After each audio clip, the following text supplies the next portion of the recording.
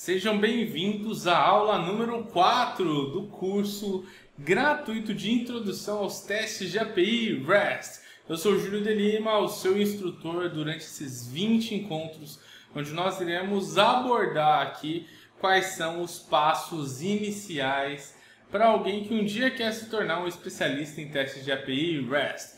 É um grande prazer estar com vocês em mais essa aula. Anúncio rápido, mega importante. Na descrição do vídeo você tem acesso a um grupo no Telegram, onde todos os alunos que estão assistindo esse curso podem ter acesso a discussões muito bacanas, também alguns quizzes que eu estou colocando lá durante todo esse período de 20 encontros em que nós estaremos juntos por aqui. Perfeito? Beleza, então, dado que você já sabe sobre esse assunto super importante, é muito importante também que a gente se lembre do que a gente viu até agora. A gente falou sobre o plano de ensino, falamos sobre introdução a APIs REST e também tivemos aí na aula passada uma mega aula sobre um pouco mais sobre o que tem no back-end da sua API REST.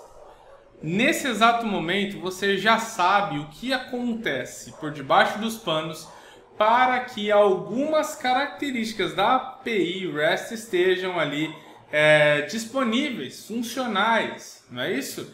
A gente aprendeu na última aula que basicamente a API REST é o que expõe os nossos serviços ou repositórios que nós temos no nosso back-end para o mundo através de uma API remota. Se não fosse via API remota, nós teríamos que compilar o nosso código e enviar aquele compilado para outras pessoas que querem fazer uso da listagem, por exemplo, aqui das viagens. Beleza? Show de bola! Durante a última aula ainda nós vimos que nós criamos um controlador. Esse controlador é a interface entre o mundo e os nossos services. Beleza? E aí a gente viu que quem quer fazer uso da nossa API precisa fazer um GET, uma requisição, né? Eu falei para vocês que ainda não entendiam sobre requisição, que basicamente tratava-se ali então de uma, como vou dizer, de uma consulta, certo? Via GET a uma determinada URL que você poderia passar ou não um determinado parâmetro, que era o parâmetro região. Hoje eu quero mostrar para vocês como é que isso funciona na prática.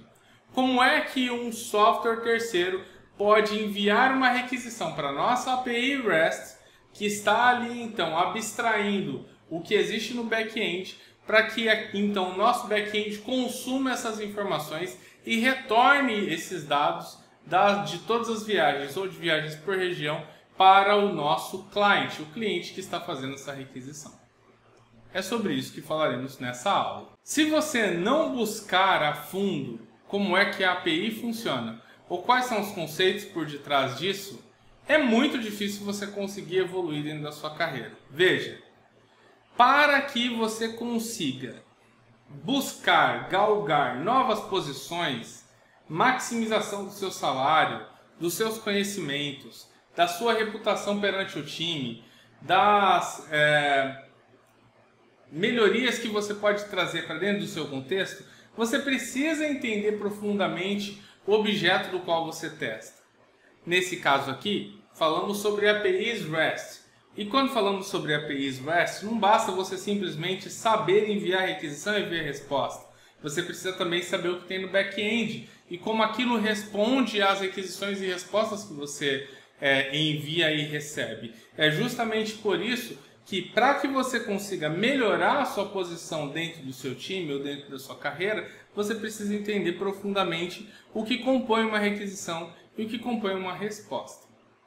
Dentro dessa aula é o que a gente vai fazer aqui, ok? Então, como é que eu vou mostrar isso para vocês? Como vocês viram no nosso plano de ensino, nós vamos aprender a usar o REST Assure, vamos aprender a usar o Postman, vamos aprender a utilizar o Insomnia. Mas nessa aula aqui é algo muito mais simplório. Eu quero demonstrar para vocês lá desde o início, e para isso é muito importante que vocês conheçam uma ferramenta também chamada curl.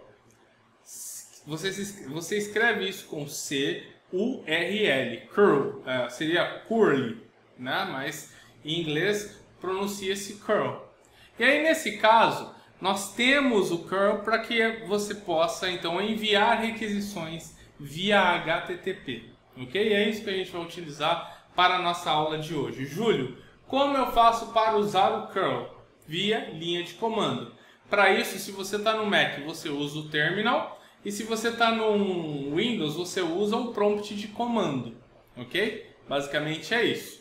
Na próxima aula, eu vou ensinar você a instalar a API que nós estamos utilizando aqui dentro desse nosso curso, que é uma API construída pelo Antônio Montanha e que está disponível no GitHub dele. Mas nesse momento é importante que você apenas acompanhe comigo para que você entenda qual que é a dinâmica da coisa. Na próxima aula a gente instala, coloca ela para rodar e a gente também instala o ambiente necessário para que você possa usar o curl.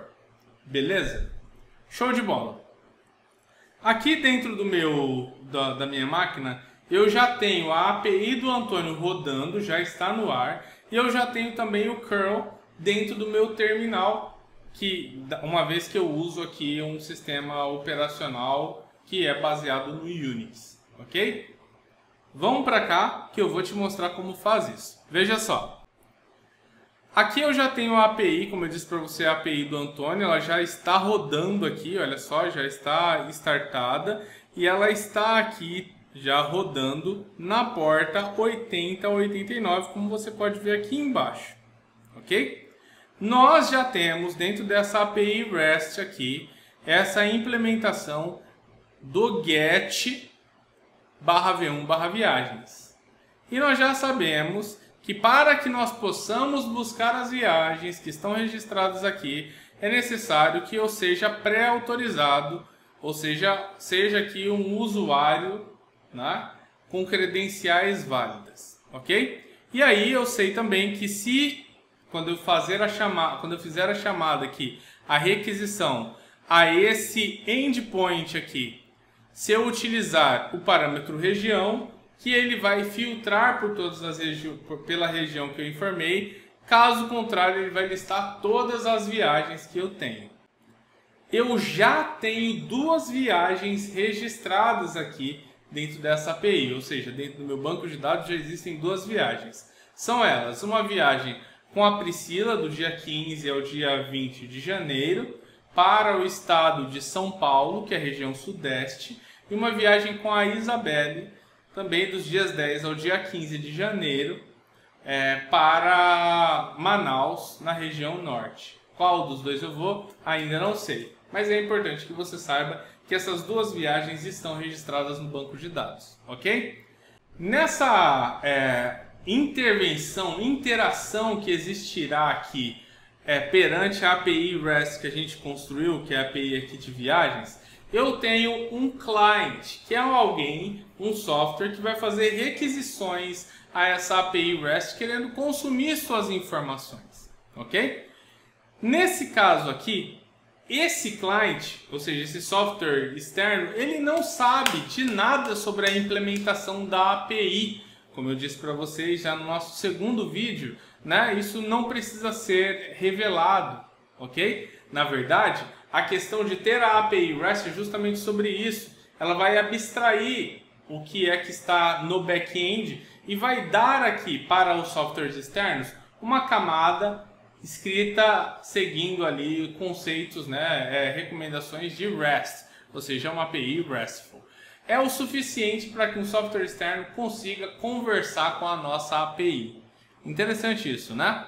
Basicamente é isso que a gente vai fazer.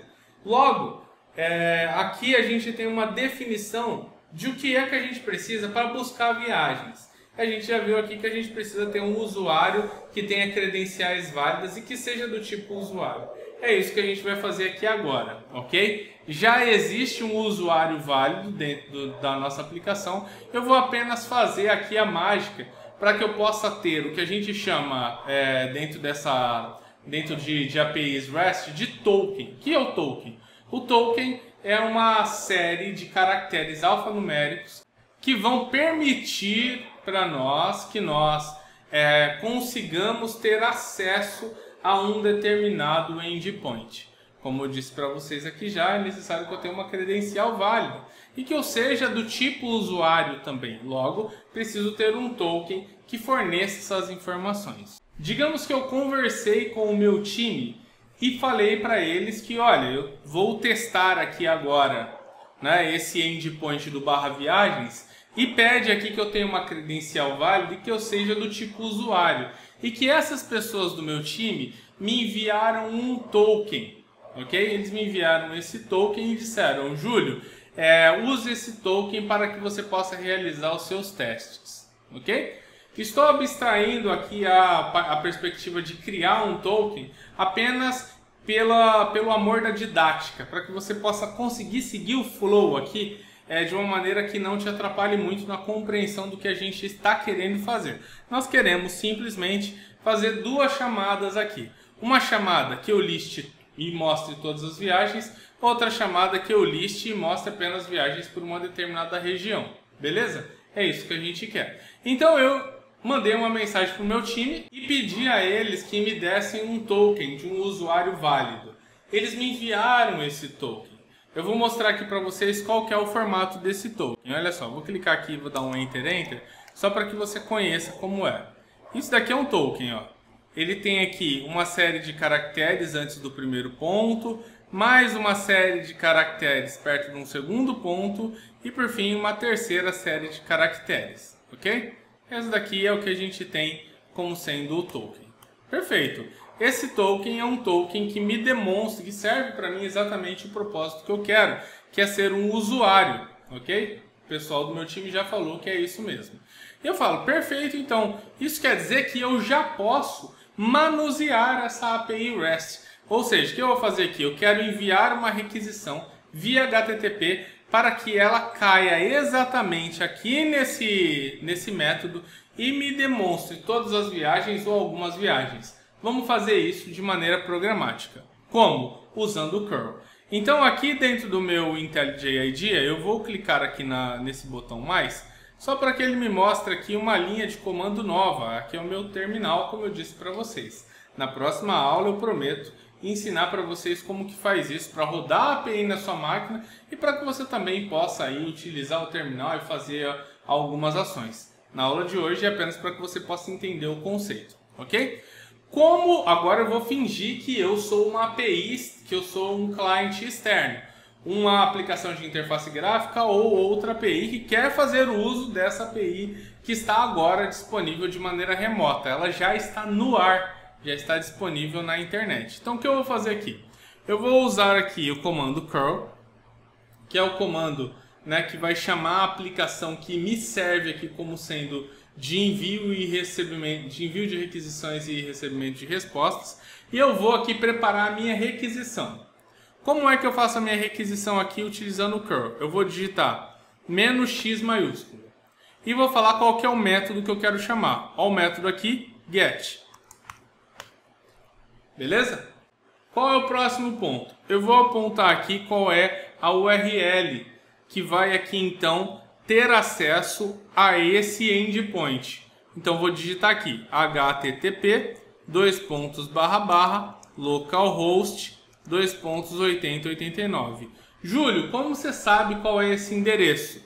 Enquanto eu subia a API aqui, ele me mostrou que está rodando na porta 8089, que é a local. Tem alguma outra forma de você ver isso? Tem sim. Existe uma documentação de APIs REST que é escrita no formato chamado Swagger. Eu vou mostrar isso para vocês também na próxima aula, tá bom? Mas por hora, pensem que eu apenas olhando para cá já pude ter esses insights de quais são as informações que eu vou utilizar aqui para fazer essa requisição. Então, curl -x get, que é essa informação que eu peguei aqui, espaço a minha URL, que está aqui, ó, né, localhost na porta 8089. Vou continuar digitando /API /v1/viagens. Júlio, por que você colocou esse /API sendo que ele não está aqui? O /API para a API do Antônio é um endereço que ele já é default, um endereço que já é padrão como sendo ali o base, a base de qual os endereços da API que ele tem. Por isso que eu coloquei API aqui. Novamente, onde essas informações de endereço você pegaria, Júlio? Pegaria dentro do Swagger, que é algo que a gente vai aprender na próxima aula. Beleza? Por hora, eu peguei todas essas informações aqui com os desenvolvedores do meu time. Ok? Então, /viagens. Qual que é o próximo passo aqui? Só isso daqui já seria o suficiente para fazer a requisição. Eu vou fazer só para que você possa prestar atenção nisso. Ó. Se eu enviar Enter, se eu der um Enter aqui, eu vou estar enviando uma requisição para esse endpoint aqui. Ok? Enter. Olha só o que ele me diz aqui como sendo a resposta. A resposta aparece logo embaixo aqui. Ó. Ela começa aqui nesse abre-chave e termina aqui nesse fecha-chave.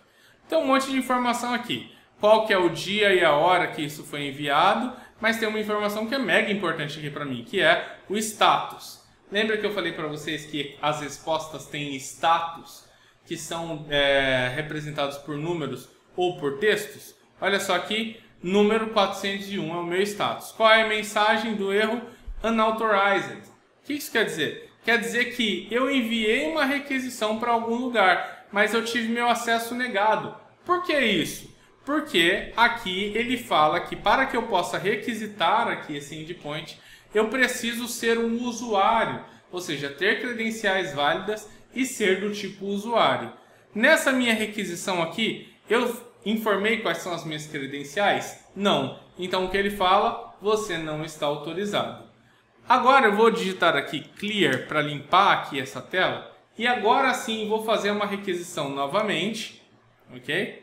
Então tá aqui a minha requisição, curl -x get o endereço, mas agora eu vou informar o meu token. Como eu faço isso? Eu vou digitar "-h maiúsculo, espaço, aspas simples e vou colocar assim, ó, authorization, 2 pontos. Authorization significa qual é o meu token de autorização. 2 pontos significa vou informar o token. Então eu venho aqui, então botão direito, paste, olha lá, está aqui agora a minha requisição, ou seja, é uma consulta à minha API REST, passando aqui não só o endereço caminho do meu endpoint, como também é a minha autorização aqui, que são as minhas credenciais. Vou pressionar Enter e olha só que interessante, agora sim ele me trouxe aqui uma resposta, ok?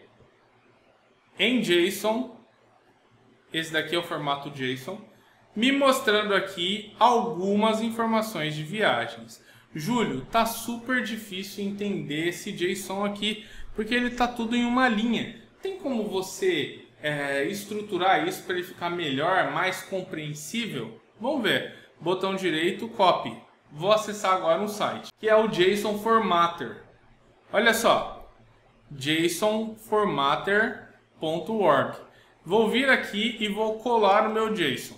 Ele está ainda todo bagunçado, ok? Vou clicar aqui ó, em Format Beautify.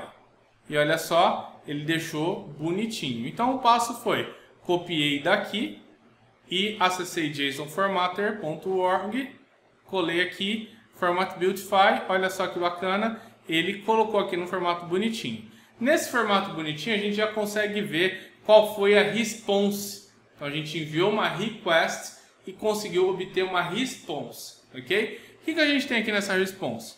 A gente tem aqui um JSON, e JSONs começam com o abre-chave, e ele tem dentro de si atributos. Atributos são palavras entre aspas duplas que estão do lado esquerdo dos 2 pontos. Então olha só, eu tenho aqui data, 2 pontos. Então isso daqui eu sei que é um atributo, ok? Isso daqui é o meu objeto. Então esse meu atributo data, ele tem aqui 2 pontos e ele fala aqui então que ele tem um valor. E esse valor aqui é um colchete aberto. Isso significa que nós temos uma lista de elementos. Olha só, começa aqui a lista, termina aqui a lista. Dentro da lista nós temos itens. Podem ser itens numéricos, textuais ou outros objetos, que é o nosso caso aqui. Então o data para mim é uma lista de objetos, Quais objetos tem aqui? Eu tenho esse primeiro objeto, que vai do abrir ao fechar do chaves, vírgula, um segundo objeto, que vai entre o abrir e o fechar do chaves. Então, no meu caso aqui, o atributo data tem uma lista de objetos, sendo que nessa lista de objetos eu tenho 2 objetos. O meu primeiro objeto também tem atributos e valores. Olha só, o atributo ID, número 1, vírgula, um outro atributo. Local destino, São Paulo. Data partida, data retorno, acompanhante, região. Mesma coisa aqui para o meu segundo objeto, que tem um ID diferente, né? Local destino, data partida, data retorno, acompanhante, região, ok? Então isso daqui nada mais é do que uma lista de viagens. Eu também tenho aqui dentro desse JSON uma lista, né? Lista de erros. Está vazia, ou seja, não deu erro nenhum aqui, tudo beleza, ok? Então, o que nós retiramos daqui então? Retiramos que quando, na API do Antônio aqui, que é o gerenciador viagens, eu envio uma requisição via GET para viagens com a minha credencial válida, então eu tenho 2 viagens sendo retornadas. Como eu não mandei o parâmetro região, o que ele entendeu? Ele caiu aqui dentro e entendeu que região era nulo, então ele listou todas as viagens. Agora a gente quer fazer algo diferente, lembra? Porque nesse caso, a gente está aqui, né, manuseando a API REST e a gente também quer ver se a nossa API REST ela busca por viagens. É o que a gente vai fazer agora. Olha só que interessante. Eu vou vir aqui novamente na minha requisição e vou dar um clear aqui. Clear. Vou refazer aquela requisição. É a mesma requisição. A diferença é que aqui depois do viagens, ó, eu vou colocar interrogação região igual a norte. O que eu estou buscando aqui? Estou buscando agora apenas viagens que fazem parte da região norte. Ou seja, quando eu enviar aqui essa requisição, ou seja, pressionar o Enter, ele tem que trazer apenas Amazonas. Vamos ver se é isso que vai acontecer. Vou pressionar aqui Enter. Ele trouxe aqui a minha response. Eu vou copiar daqui. Vou vir aqui e vou colar Format Beautify. Olha lá que legal. Trouxe apenas Amazonas. Olha só que interessante. A gente acabou de olhar para o código da API REST, entender o seu funcionamento. E a gente foi lá, então, e enviou requisições para ela via HTTP e vimos que ela realmente se comporta como esperado, segundo o que a gente vê no controlador. Não foi isso? Aqui o controller tem um if e tem um else. A gente viu que ele funciona nessas duas perspectivas perfeitamente. Olha só que interessante. Aprendi a testar APIs REST. Isso é verdade?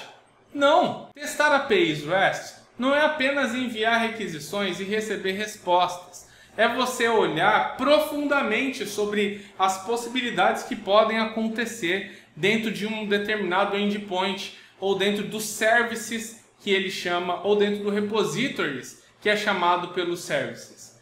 A gente está olhando, quando nós enviamos requisições via HTTP, para uma camada muito superior, uma camada onde a gente ainda está abstraindo toda a estrutura que existe dentro de uma API. Olhar só para essa característica não é o suficiente. A mesma coisa eu digo para você, que quando você envia uma requisição, se você está apenas tentando validar o que está no controlador, não é o suficiente. Você ainda tem diversas variações que podem existir nos services ou no repositories, ou até mesmo nos controladores.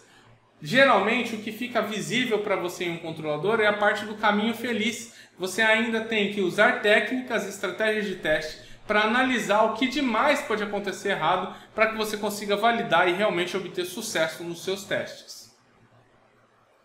Esse é um caminho inicial de alguém que quer se tornar um especialista em testes de API REST. É você literalmente olhar além do que você está vendo aqui nesse controlador. Olhando para o controlador, a gente já enviou 2 requisições e vimos que funciona corretamente. Mas o que mais eu posso testar aqui? Quer saber o que mais? Eu poderia, por exemplo, enviar uma requisição com um token de administrador ao invés de um token de usuário. Eu poderia enviar requisições aqui com diversos usuários de maneira simultânea e saber se a API consegue lidar com isso. Eu poderia enviar aqui parâmetros que não estão listados dentre aqueles que eu listei aqui como sendo permitidos. O região, por exemplo, poderia colocar outros atributos. Poderia colocar valores que são muito grandes para entender se a minha API consegue lidar com isso. São algumas das características que eu estou aqui propondo como sendo base da minha experiência em teste de API REST. Nem estou falando de técnicas sistemáticas ainda. E a gente já sabe que tem muito mais testes a serem feitos. Entendem o que eu quero dizer? Entendem agora por que foi necessário mostrar para você a arquitetura antes de te mostrar isso daqui que é a parte mais superficial? O que nós estamos vendo aqui é alguém, eu, Júlio, simulando um software terceiro que quer buscar quais são as viagens registradas nessa nossa API. Enviei via HTTP. Essa requisição caiu no controlador. O controlador viu que eu chamei via get. Ele viu aqui um método via get. Para /v1 /viagens. Ele casou aqui com /v1 /viagens. Com um token de usuário. Ele viu que eu entro num token de usuário. E entrou dentro desse método aqui. Passou as informações para dentro dele. Ele chamou o service, chamou o repository buscou no banco de dados, trouxe as informações, devolveu para o service, devolveu para o controller e o controlador foi o responsável por converter a resposta em um JSON, que é o JSON que nós vemos aqui agora. Foi isso que aconteceu. Conhecer esse tráfego da informação, tanto de ida quanto de volta, é o que eu chamo aqui, e que vocês vão ver as pessoas falando, de enviar uma requisição e receber uma resposta. Ao receber uma resposta, o que eu faço? Eu olho para ela e vejo se ela atende aos conceitos que foram definidos para uma resposta. Principalmente, se funcionalmente ela trouxe os dados que eu esperava, trouxe, mas também se ela tem a estrutura que eu esperava. Aqui nesse caso é uma estrutura que tem um data, tem um errors e dentro do data tem uma lista com várias viagens. Isso também é avaliado. Eu também valido se o ID é do tipo inteiro, vejo aqui que é. E se o local de destino é do tipo string, vejo que é, porque está entre aspas duplas. Entendem aqui o que eu quero dizer? Nós estamos validando não só a funcionalidade, como também a estrutura da resposta. E quanto à requisição, vocês aprenderam aqui como eu faço uma requisição usando GET. Durante aqui o nosso curso, nós vamos ver vários tipos de requisições. Mas também é importante que você entenda que, para que você faça uma requisição, você tem que colocar pelo menos um método, a URL daquilo, ou URI, né, apontando para um recurso que seja real, aqui no caso era o v1 /viagens, com geralmente, mas não sempre, um token que represente ali credenciais válidas. Lembrando que alguns endpoints não precisam de token, tá bom? Mas nesse caso aqui precisava. E então, dado que isso, eu passo isso na requisição, uma resposta me será dada com mensagens de erro ou com dados relacionados a sucesso. Com status, códigos de status, que são os status code e as mensagens do status code, ou simplesmente com mensagens de erro e status code representando erros, para que eu, né, aqui nesse caso representando um software terceiro, possa entender que eu tive acesso às viagens ou que eu não tive.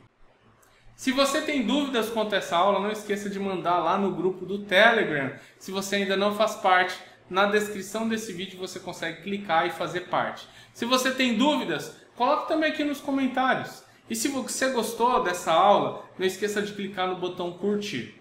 Todas essas informações vão fazer com que vocês viram hoje, vão fazer com que vocês continuem crescendo dentro do seu caminho rumo a se tornar um dia um especialista ou uma especialista em testes de API REST. Lembre-se, é possível evitar bugs se você conseguir testar dentro dessa camada. Muitas vezes é difícil você, QA, ter acesso a essas camadas mais internas da API REST. O que eu recomendo a você é que você converse com o seu time e explique o quão proveitoso pode ser você tendo acesso a camadas internas da sua API REST, ou seja, no back-end.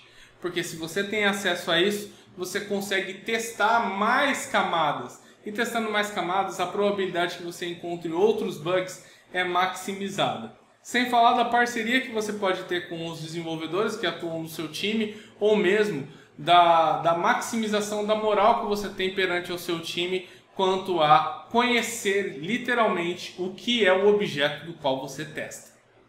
Nos vemos na próxima aula. Até lá. Tchau, tchau.